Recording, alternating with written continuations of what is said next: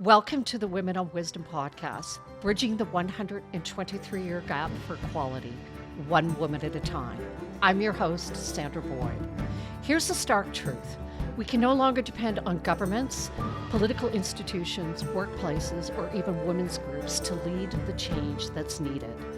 We are at a critical crossroads for the fight for equality. And here's why. According to the 2025 Global Gender Gap Report, it will take 123 years, that's multiple generations, for women worldwide to reach full parity across economic participation and opportunity, educational attainment, health and survival, and political empowerment. This podcast exists to bridge that gap, one woman at a time. Welcome to the Women on Wisdom podcast series, episode 1, the Why episode. I want to begin the Why episode by introducing my two incredible partners, colleagues, and friends, Kirsten Stanger and Patricia Polishuk from Talent Wise Collective. They are both equally passionate about the topic and will appear on various episodes. We have insights from multiple generations. And we don't always agree. However, we do agree on one thing. This series is important for all women. Hello, ladies. I'm so excited about this podcast. Hello. Yes. And I want to start off by, this is our Why podcast, as I just mentioned. But I'd like to start by having you each introduce yourselves and tell us a little bit about your background. And why don't we just jump into why this has been important to you, and we'll just start the conversation from there. So, Patricia, let's start with you. Sure. Well, I'm delighted to be here. This is so exciting to embark on this journey with you, Sandra and Kirsten. And a little bit about me. I grew up in Brantford, Ontario, small working town. And I've got 4 brothers and a sister. I have 1 son. I've had a background that is all about relationships and learning how to navigate those in my family. Went to school locally as well at Wilfrid Laurier University. And my entire purpose has always been, what kind of impact can I make on the world? And so the opportunities that I've had in my career have been all centered around making an impact and making people's lives a little bit better. So I hope, really hope. But this the reason why I'm so excited about this podcast is because we have that chance to make an impact through conversations and communication and hearing other people's perspectives.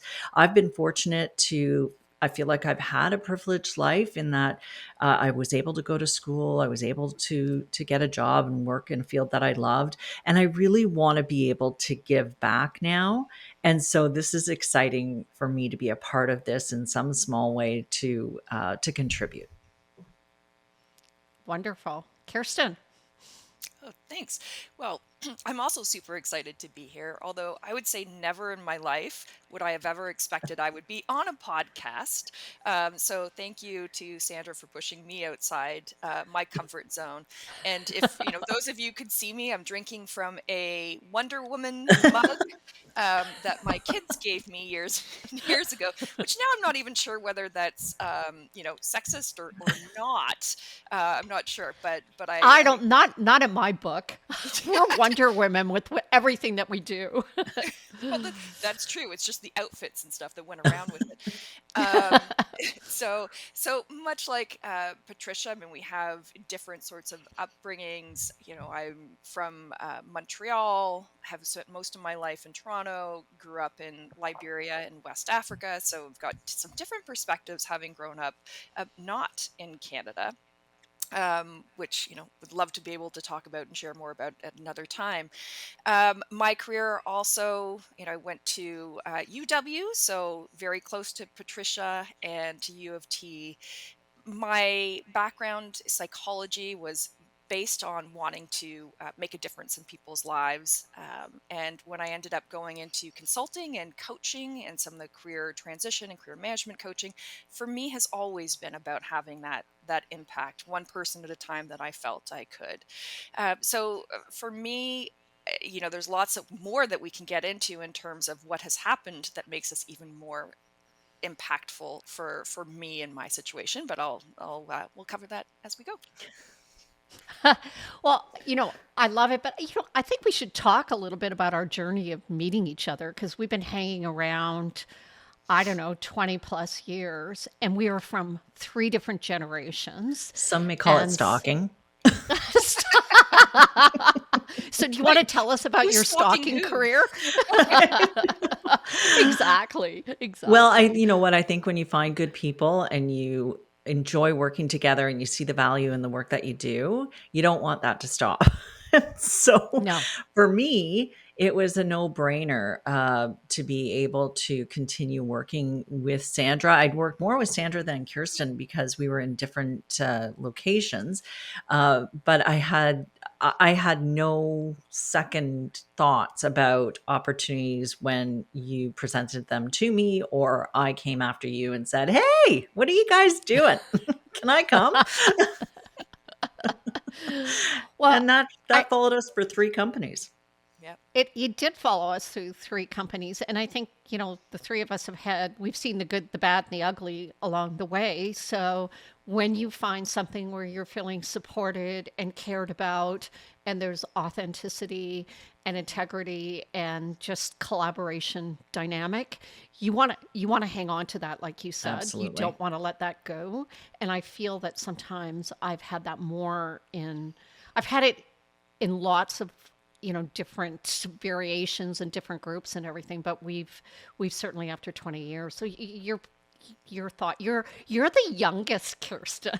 Though I think the years you're catching up. We see you going through I see you going through stages. I think I met you when I was probably, I was probably a number of years younger than you are right now, but still I met you at sort of that, at that point in my life when I was in my very early 40s. Well, I will still hold that badge as being the youngest in this group, so I will wear that proudly. But I think that's part of the magic. I do think is the chemistry that we've had over the years, and even as we go forward now in situations like that, are different sort of perspectives and stages of life and things that you have lived through and gone through and have guided me through, and some of the younger generation perspective that I give, having Yes. two young daughters who are 12 and 14, and what that means and what I see and how that drives me in my career in these sorts of conversations as well. So yeah, no, this is magic. And as somebody said yesterday, they heard us talking, they said there's a comfort and an easiness that comes that they feel from us. And that's, I think, is why we are here. Yeah, we're Yeah, lucky. I think the other thing I forgot to mention, we laugh a lot and Mostly at each other. and mostly at me, I would say, mostly at me, but that'll be for With another love. conversation. With love. Uh, let's talk about the podcast itself. I'm going to start. There's all kinds of things. We're going to start with the name Women on Wisdom, and Kirsten has made it W small o W. So we like to give everything an acronym. And I know there are other WOW groups out there, women's groups that are WOW. I think I can't remember which is something Waterloo, Water. Women, yeah. So, Yeah, I'll find yeah, that out. Sort of yeah, the but WOW they're group in Waterloo. I can't remember right now. yeah, but it's a capital O. So we're doing Totally we do different. the totally different. And, we're hoping that our podcast will be a sensation. So the Women on Wisdom really comes from, and I think Kirsten and I, what did I want to call it at one time while we were going through the different Women wisdom warriors. Women Women Wisdom warriors. Warriors. Yes. No, Women Wisdom Warriors. WWW. I think that's another acronym. But Yeah. it was really hard to say, and I was tripping over it because I can trip over my words every now and then. I think that wisdom was really a big part of our as you get to a certain age and stage in your life. And I think you realize that, when you're young and your mother doesn't know anything, and by the time you get to a certain age and you've had your own children, you start to recognize that, oh my God, the woman was right along the way. And I have an Irish mother, so lots of craziness. But so then became Women in Wisdom at one point, and my friend Deborah Bakhti, who's got a great podcast as well, she said, shouldn't it be Women on Wisdom? And so that's how it went. And the And rest is history, as they say. the rest is history, but it was also our intuition. I think we started saying we want to use our wisdom. We want to be able to get back with that femininity, because the workplace has been so masculine. And we wanted to, in our own work, is to bring some of that back into it, which I feel like this is something that globally is needed more and more. But I don't know. So why don't I'm telling you the journey from my perspective, but maybe Kirsten, Patricia, you can chime in on a little bit about what your thoughts were as we were building this out. Well, I agree. I think the wisdom part, and even on our own practice, wise was part of it, and it was one of the key words we kept coming back to. I think it's interesting in even if we just address some of the graphics or the our thumbnail, and Mm. choosing what we wanted to have as symbolism, and it's a picture that was done, Sandra, so lovingly by your sister, in capturing some of what we wanted to have, and that. I mean, I don't come from that same Celtic background as you, Sandra, but I know that was a key part of what we wanted to have and what this is about, and why we chose some of the name, but even the music and the art that goes around it. Yeah, Yeah, absolutely. that became that became really important to me as the older I get. I was born, just for the audience, I was born in Ireland, and I was born in Dublin, and my whole family is Irish. My family's there. I grew up going back and forth. And you kind of, I grew up with Irish music, which I used to laugh at. My dad used to threaten that he was leaving his Irish music collection to me. And I would tell him, because it was, tapes, cassettes, I would tell him that I was going to burn all of them. Little did I know that as I got older, I started to appreciate, the artists. And my sister does Celtic drawings, and she had done a drawing of myself, my husband, and my daughter, and she and it sort of had some of that Celtic symbolism, and it's very mystical type of art. And I think, Patricia, I think I showed it to you, and I said, "Oh, look at that! It's in the back right now, but of me." And there's a lot of symbolism in it. And I showed it to you, and you said, why wouldn't we use Yeah. that for Yeah. Women on Wisdom? And so we got her to do the drawing that we have right at the moment. And however, when we talked to our marketing person, who is just not our marketing person, our person who, designed our website and all the rest of it for Talent Wise Collective, she said, "Oh, you can't do that. It's off brand." But we decided that we would, because we wanted to have honest conversations with women and with the people that were guests. And we wanted to be able to say what we want to say. So it is completely separate from Talent Wise, although we are involved in it. So we're following the tradition of gig economy of, breaking ourselves up into different areas. But any thoughts, Patricia, for you? Yeah, I think, that what I love about the image is that it kind of symbolizes almost that crone-like persona. And in today's world, aging seems to be such a negative connotation. Oh, But when we look back into history, that crone persona, they were respected, they were elders, they were known because they had the wisdom and they survived. So obviously they knew something. So what I love about this podcast is we have met so many incredible individuals, throughout our professional careers, we've met so many people who have really interesting perspectives, who are doing really interesting work and research. And to be able to have them come on and talk about issues and be able to really bring forward voices that need to be heard, I think it really fits into that crone perspective, that wisdom. So it brings everything full circle. And all we've done throughout our entire career, yeah, and having had the opportunity and the privilege to work with some great individuals, great thought leaders, to be able to bring them to our audience to help them to understand different perspective, be able to learn, I think is a really exciting opportunity. So I'm thrilled, and I'm really claiming that crone status uh, because we've earned it. I'll let you have that. Yep. And that's one of the things I I wanted to say was, um, Kirsten's still at the age and stage where she's hanging on to the youth.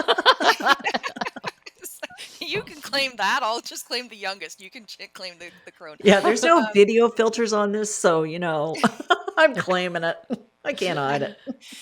one of the things I think that's really important about what you said, though, is it's not just about us, and it's not just about our wisdom. It's No. it's the collective, and it's hearing people's voices and their stories, and helping others claim or reclaim their own voices and their stories as well. So yeah, that collective and that collective wisdom is really what we're going after. Yeah, and that, like you said, Kirsten, like that connection too. So that, like you say, when people tell their stories, others aren't feeling like they're alone, right? They've had those challenges, or they feel that same way.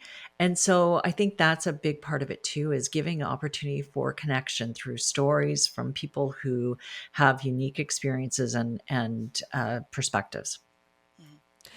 Well, and that goes back to during COVID when the Me Too movement started. I mean, many of us thought we were all alone, and having had those experiences, and quite frankly, I don't think I've met a woman who hasn't had some level, whether it, experience in her life. I mean, not at sort of at the high level that we've heard about in some of the bigger news stories. But, for me, I'm at an age and stage right now, and you talked about giving back, but I knew specifically as someone who's been, a leader and an executive and been in this world and sat at the table with, sometimes being the only woman, sometimes being one or two or three women at the table, that I really felt as a mother, an aunt,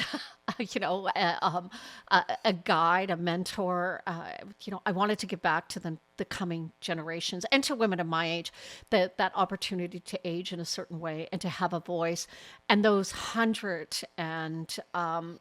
24 years is staggering to me. And it's something that I've started to keep in the forefront when I started, speaking, and I started doing work, and I started talking to other women.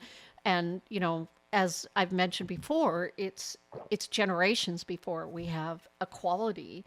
And for fun, Kirsten, I've said to Kirsten one day, I put into Chat GPT, and we have an account, and I said, what would happen? And I'm just, I'm looking for the the documentation right now.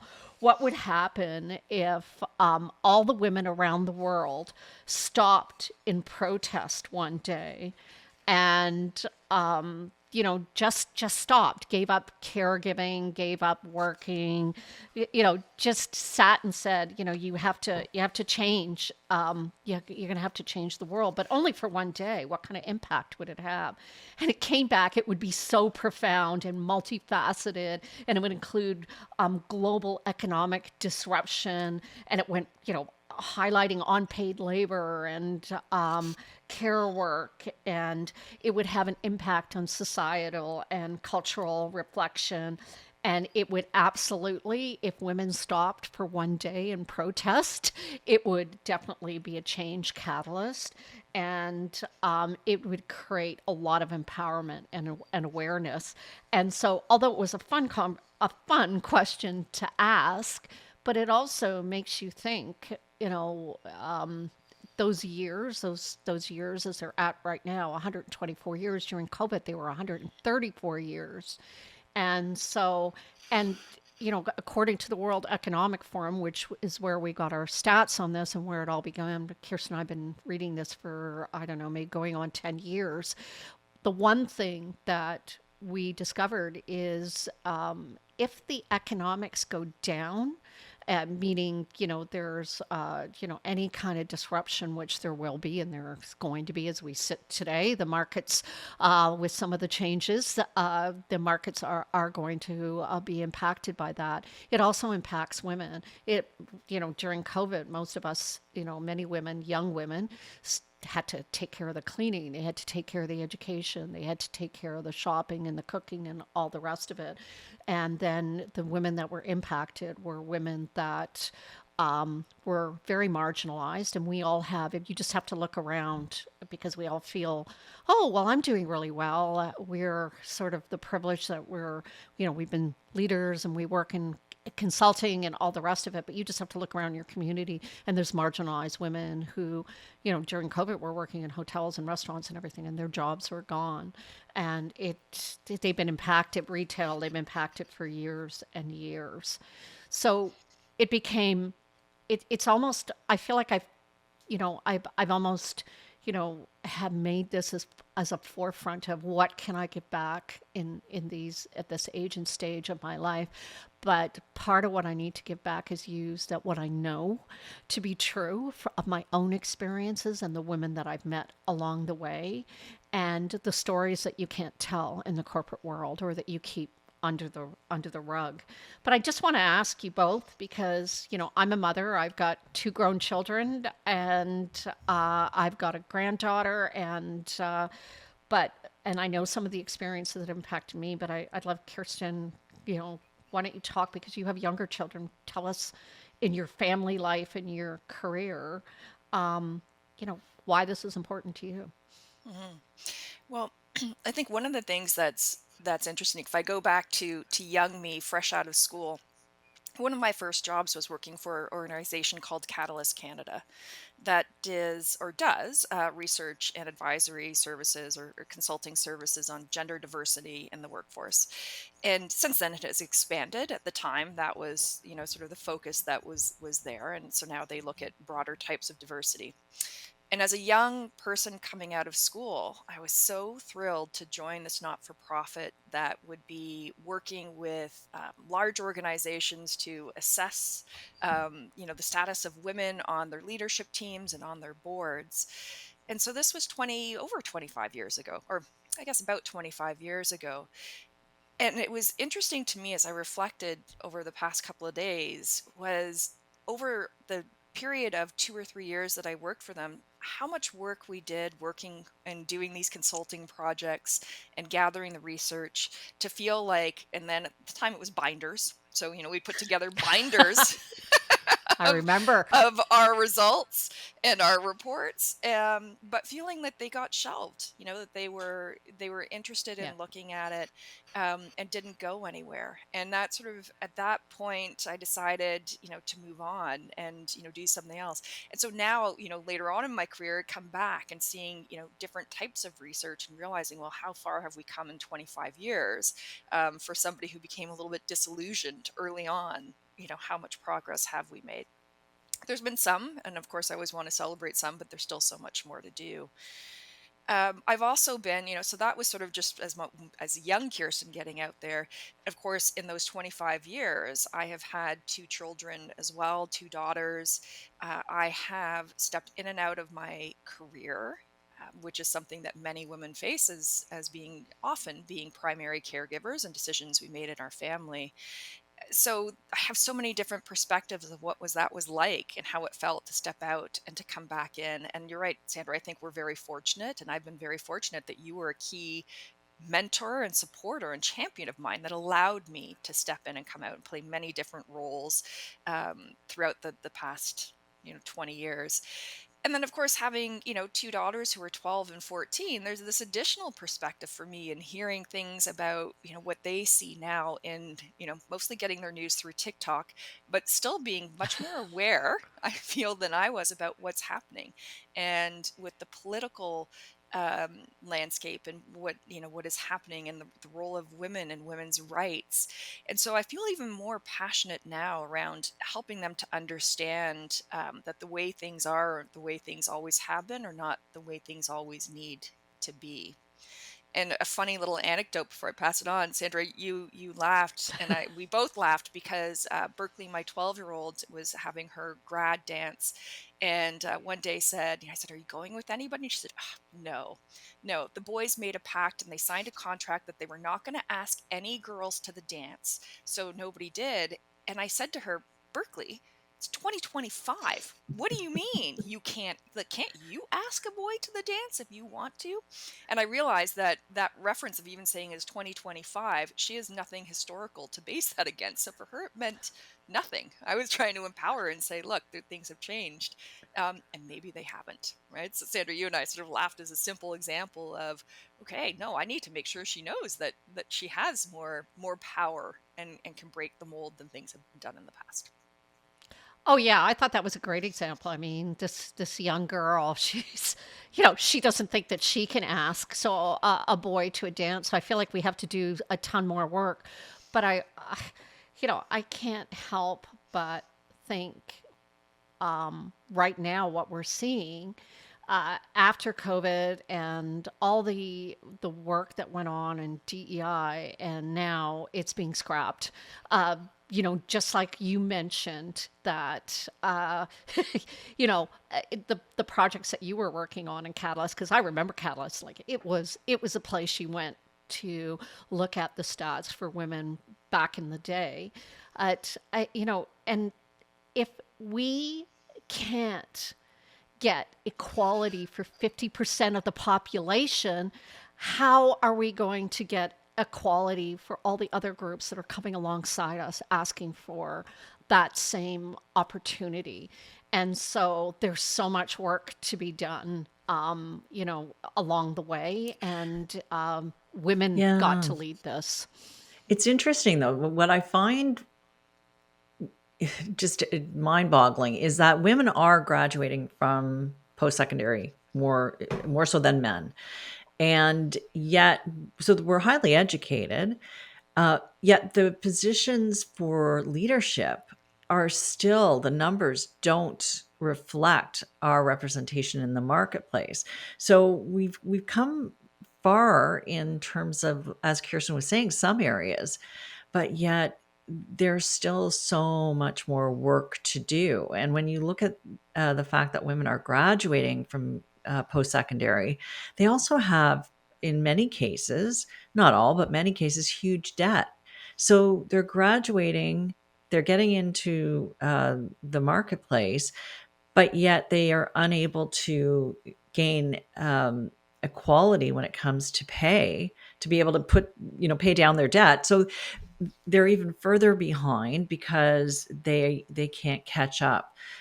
They've invested in their education, but yet the market's still not compensating or allowing them to take on those roles that are going to allow them to progress and pay off their debt. Like there's just a lot of work yet to be done, which is again scary when we look at the fact that it's going to take 4 generations to get us there in North America.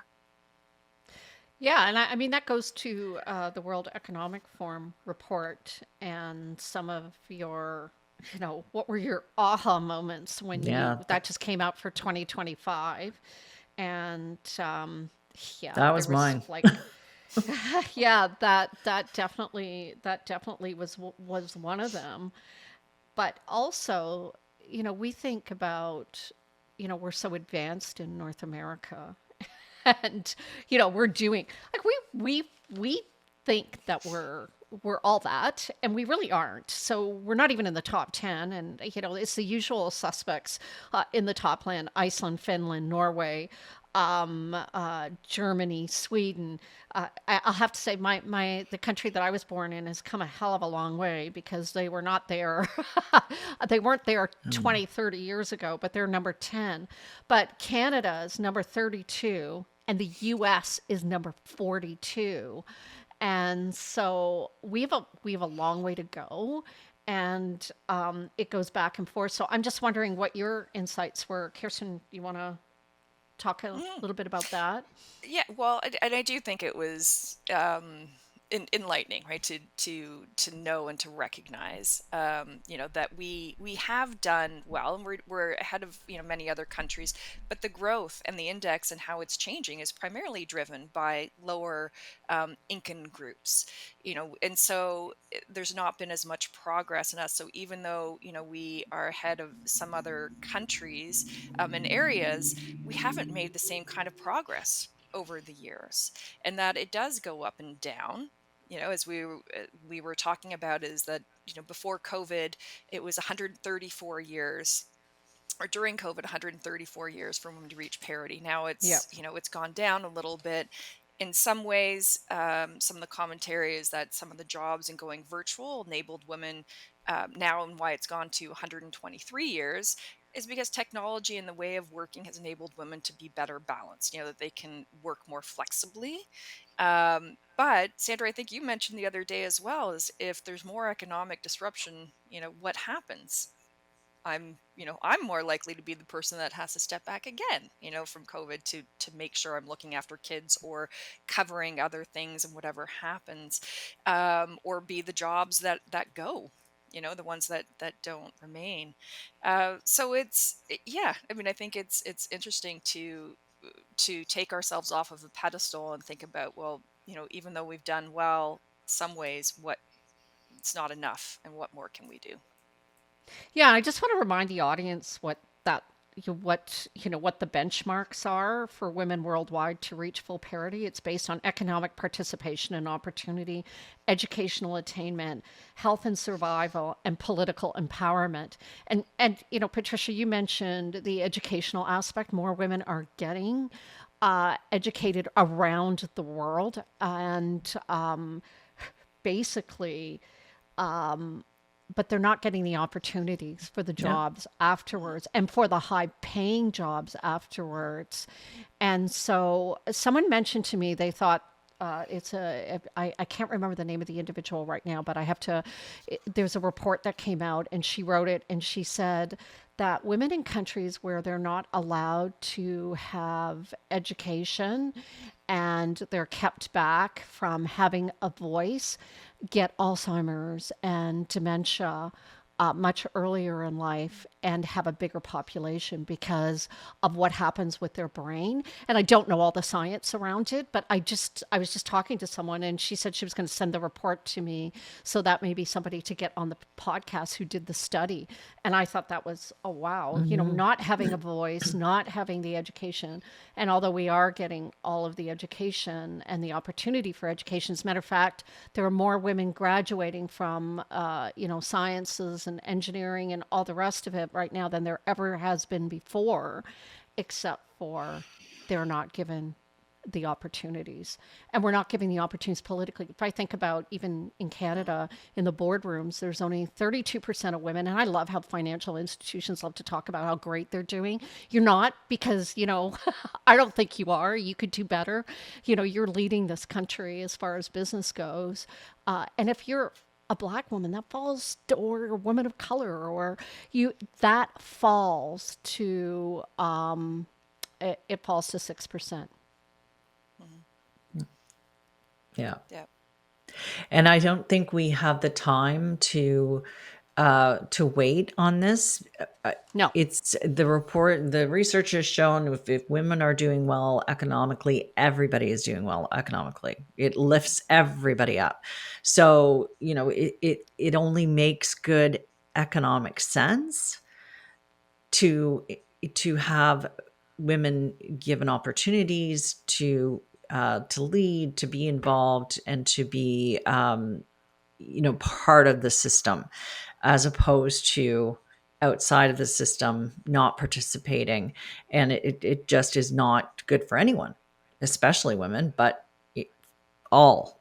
So the economic research is there, the you know, health of the communities, the health of families, our mental health as a collective. All of those things indicate that we need to have full participation of women in the marketplace, and the economy. So why isn't it happening?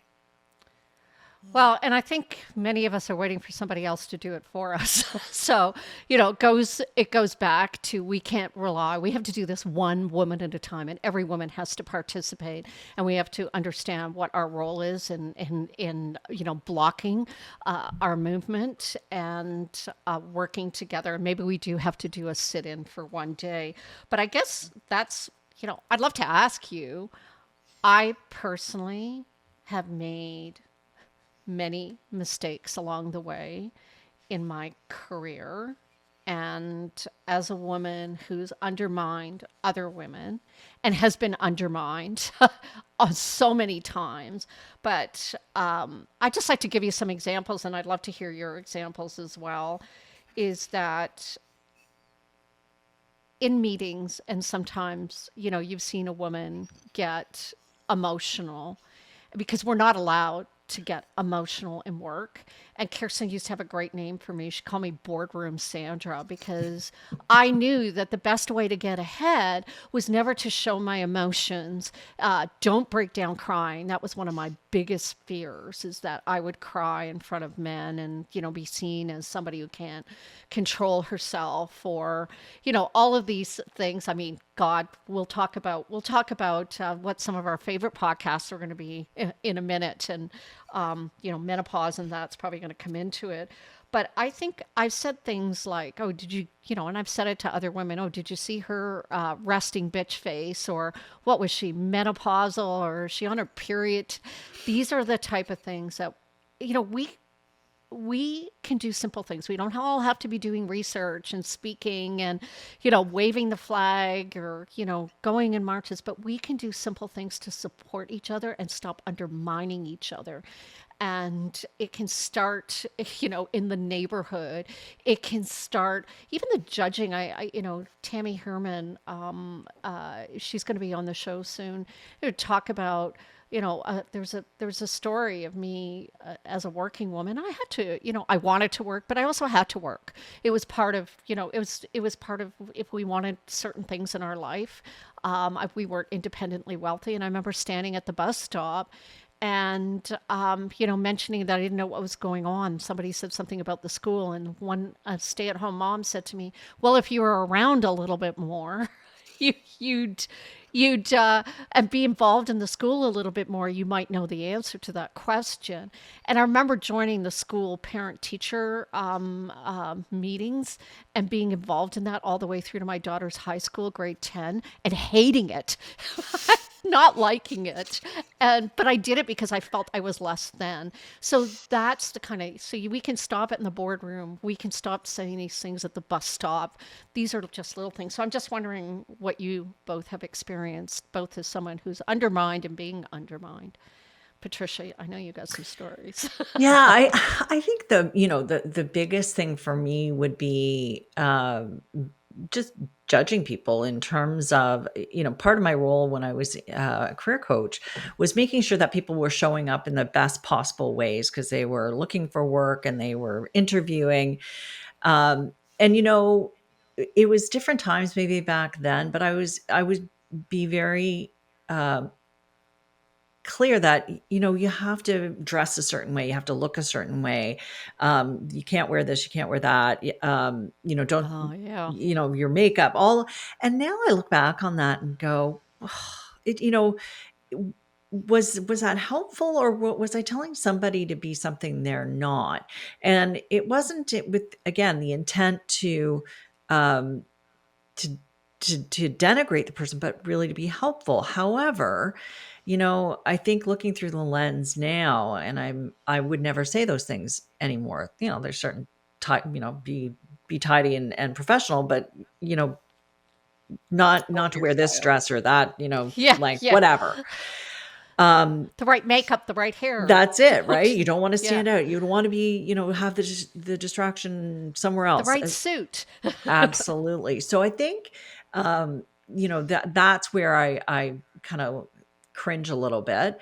Um, but I think what we can be doing, and I was a single mom, single working mom for many years, and I always felt like I wasn't good enough at anything, right? I wasn't, like you were saying, Sandra, I'm not a good mom because I couldn't be as involved as I would have liked to have been.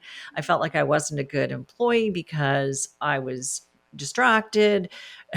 I had a life, and I had to take care of my son if he was sick. So, you always are And you feeling, also took care of, when your dad was dying. I you remember, know, yeah, like you it went through all was of it that. was life, right? And yet Yeah. I was judging myself that I was not good enough at anything. And I think that's where being able to say, getting to know people and being able to say, you just coming off a lengthy illness with one of your kids, you must be exhausted, you did a great job, don't be so hard on yourself, or take some time, take a day, have a personal day to just decompress, and being there, and present with people to acknowledge what they're going through, and their successes, when they have them. I think those little things, maybe you don't know what's going on, but when somebody does something that's good, recognize it, because you never know how much that could mean to somebody when they are struggling with a lot on their plate. And to be able to say you did a great job or that was fantastic, it can go a long way. So I think being supportive and just being present with people and giving them opportunities to share what's going on with them, or to get feedback, I think is helpful.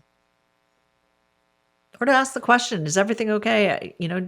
I noticed that you're a little bit tired Yes. today, or you're not your usual self. Is there anything I can help you with? Or you know Mhm. let me know if you want to Yeah. talk.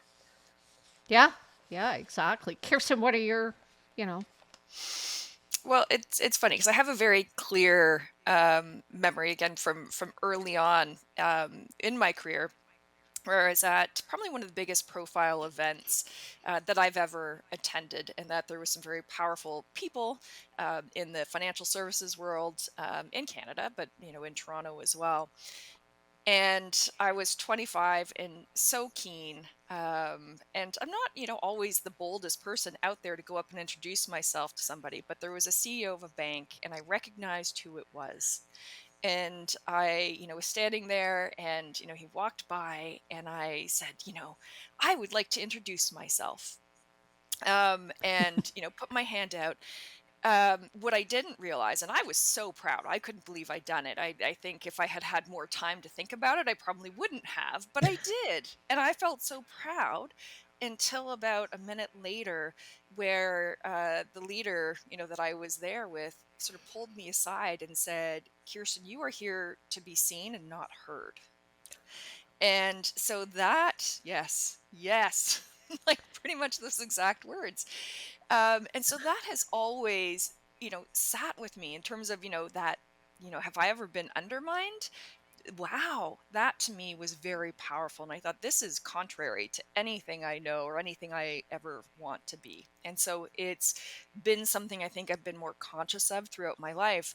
So if I think about, have I undermined people? I mean, I said, at first I thought, nah, I probably haven't. And Sandra said, come on. bullshit? Reality check. Yeah, we're all human. um and in some ways I can't come up with a specific example, but I do know part of what I have felt that probably would come through anyway is looking at other women who I feel have it all together, who can do everything, who seem to be able to plan everything and do everything for It's their a children, for lie. their families. Well, and It's a some have lot. greater capacity. But what I thought was interesting, that I do recognize enough in myself, that what I felt was envy and jealousy.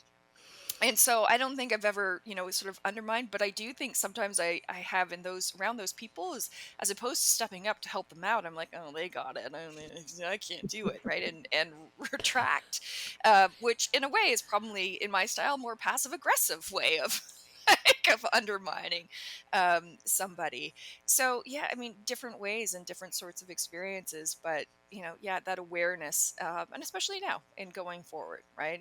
Patricia Yeah. is that at this stage, I've lived through a lot and seen a lot, and so I have a different kind of understanding and empathy to consider what other people may be having have going on, no matter what the Yeah. circumstances. Absolutely. And, I think because we were all in career coaching and outplacement, we got to see behind the curtain in a lot of cases for individuals that you think, oh, they've got it all together. But, we had that opportunity to see the vulnerability. And Oh, yeah. I learned a lot from just having the honor of being present and supporting somebody who is going through a really difficult time, looking loss of a job and looking for a new one. And that stuck with me, Kirsten, because I remember I felt that way too, especially early in my career, Mm, thinking, wow, like they've got it. What do they have to complain about? Like they got it all. And it's a lie. At different points in our life, we're up and down, and we're on top of things, and then we're not. And you think everything is great, and meanwhile they're struggling at home with their kids.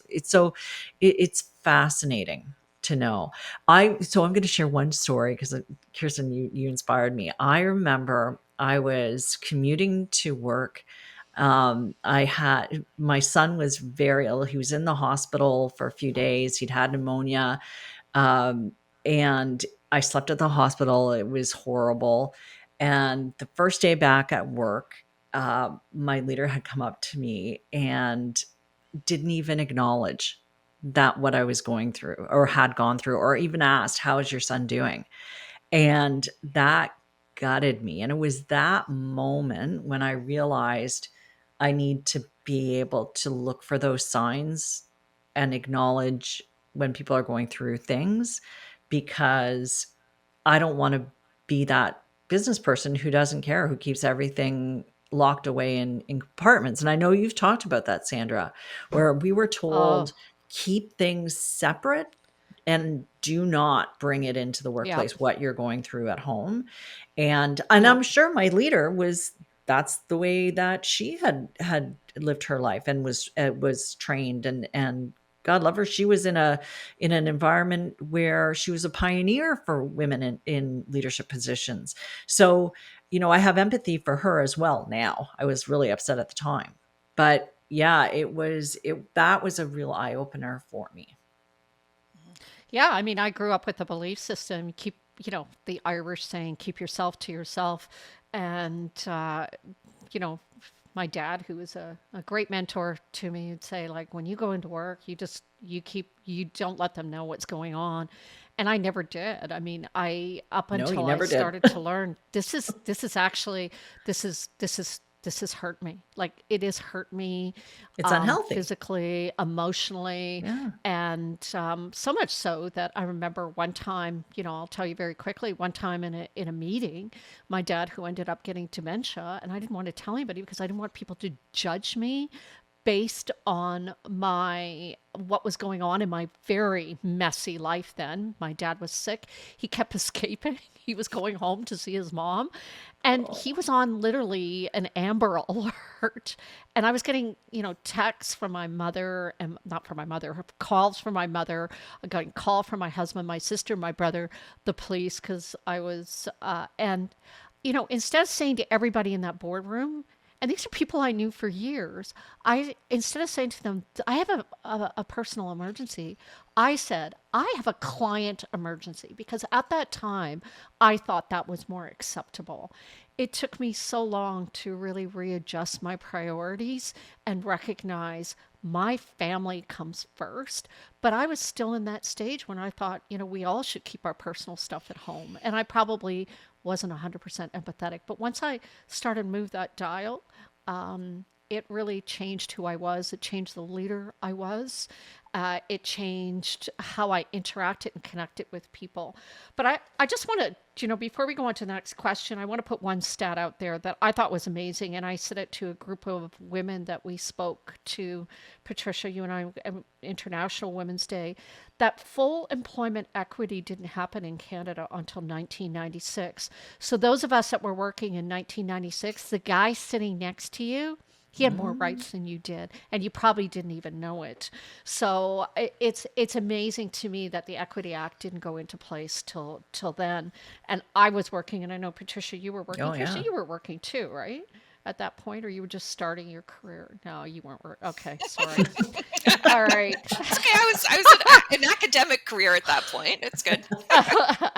Yeah, yeah. So we're going to have some of the topics that we're going to have that we're talking about on this podcast are neurodiversity, parent care, menopause, intuition. We're going to be having a psychologist and a medium talking about intuition. So it's sort of science versus the spirituality, mediumship. Battle it out, but a great conversation. I loved that conversation. We were once witches, and so we're going to be talking about that to an expert in that area.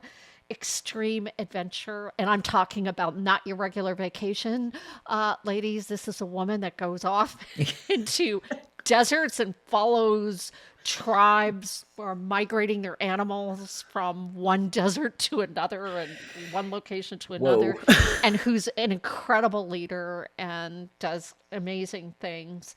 And so, we're going to be talking to about, imposter syndrome, which people, women want to really change that name. So we're going to be learning a little bit more about what that means and what that looks like. We see it every day in the work that we're doing. And I know, so my question to you both is, what are you looking forward to of all the conversations? I mean, you know intimately what some of those conversations are. What's the conversations for you? For me, it's about menopause and just finally getting that to be normalized in our culture, because it is such a big part of our lives as women. From some women go into it early, some are later, but it is a huge part of our life, and it does affect how we show up. But it doesn't have to be this big taboo that you can't mention anymore. We're starting to see that it's being brought to the forefront more and more in conversation. So I'm really super excited about talking about that, because I'm in it right now. Well, and you were the one that taught me, like, just own it. I'm having hot flashes. And I said, oh, it's really embarrassing. Look at my coloring. And, it goes from, you can see right away that, something's going on with me. And I'm in a room full of men. You said you need to own it. But Dr. Dana Lee Bagley, who's going to be on that podcast with us, Patricia, she says that if menopause was a male issue, that it would be a multi-billion-dollar industry by now. Yeah. And I love what she has to say. Kirsten, what about you? What are the things that you are? Well, I have to. I mean, for me, one of the main ones, which I don't even know quite what it means, but we were once witches. Yeah. For me, that piques my interest in so many different ways, and so I'll be curious to see. I mean, I know you have a vision, and it will come to fruition. I do think intuition. I think with Jennifer and Dr. Dana, who are going to be on there, and I've had the opportunity to meet both of them several times. This notion of intuition for me is not something, as somebody who's inherently more cautious and avoids risk taking and doesn't trust intuition. Or I even made a comment once that I don't think I really have. I mean, I have some intuition, but I not strong enough that I ever follow it. And so for me, it's this understanding, what is it? Sandra, you were so powerful in it, and it's always been something that you identified, that I identify in you. So for me, it's that, what can I learn? And do I have it? I probably do have it. How You do I do listen have to it. it? Yeah. And so what is it for me? There's different types, and how do I develop it and foster it and trust it more? So for me, that's the intuition is something that I think it's going to be amazing. Kirsten, you at times have identified certain, with certain people and you've said, you've got to be really careful there. I feel this, this, and this. And you're absolutely spot on. I mean, you've had that intuition about that person or that situation, and it's come to fruition. So it's just, I've always talked about my intuition. Now, when I went through a period of time with, when my mother was dying and my son was sick, and there were so many different things going on in my life, and I was having panic attacks and really severe anxiety, I lost my intuition. And we talked a little bit about on that one as well. It just seemed to and it had to do with stress.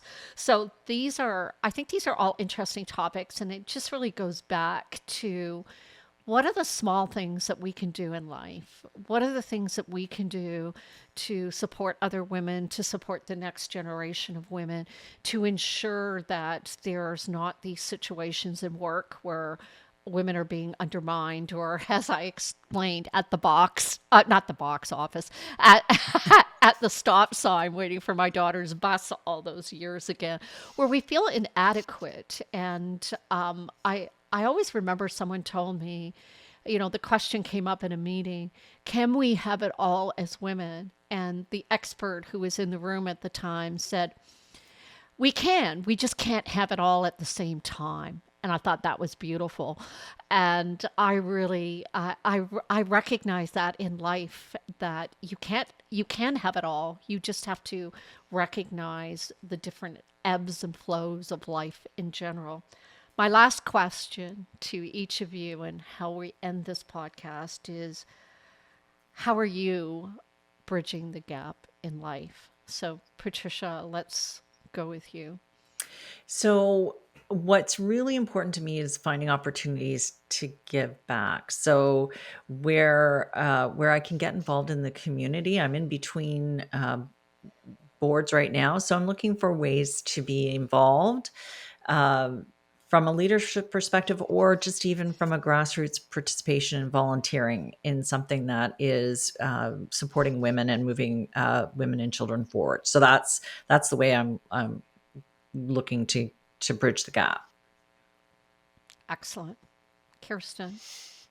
For me, I would say right now it's almost simple, and it's very close to home. And I do think it starts with my children, with my daughters, Yeah. in some of these lessons around things that they've been nervous about, even ordering food at a restaurant, or asking for something, or if something has gone wrong. So I feel like it's just encouraging them to have a voice, and to ask, and to do things, and to be independent, and not rely on others to do it for them. And that it depends on how you do it. So for me, that's my focus, especially summertime, and everybody is around, and a lot more.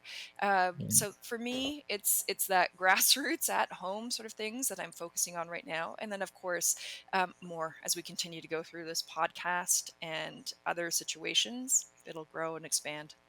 Those little things are huge, Kirsten. Teaching your daughters those the ability to use their voice is so important. Amazing. I so look forward to going on the journey with you both. And we're also helping to bridge the gap, one woman at a time, with this podcast. So thank you all. Thanks so much. Thanks, Sandra.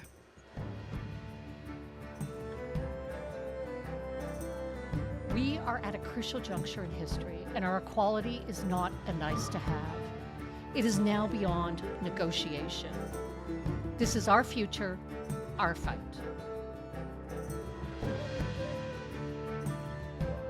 This episode of Women on Wisdom is sponsored by TalentWise Collective, a global talent development company that curates solutions for your organization's needs and culture. Please note that the opinions and comments of the guests or hosts may not align with TalentWise Collective. If you are interested in having Sandra speak at an event, or wish to reach out for any other inquiries, you can connect through our email at connecttwc@talentwisecollective.com. That is connecttwc@talentwisecollective.com. Thank you.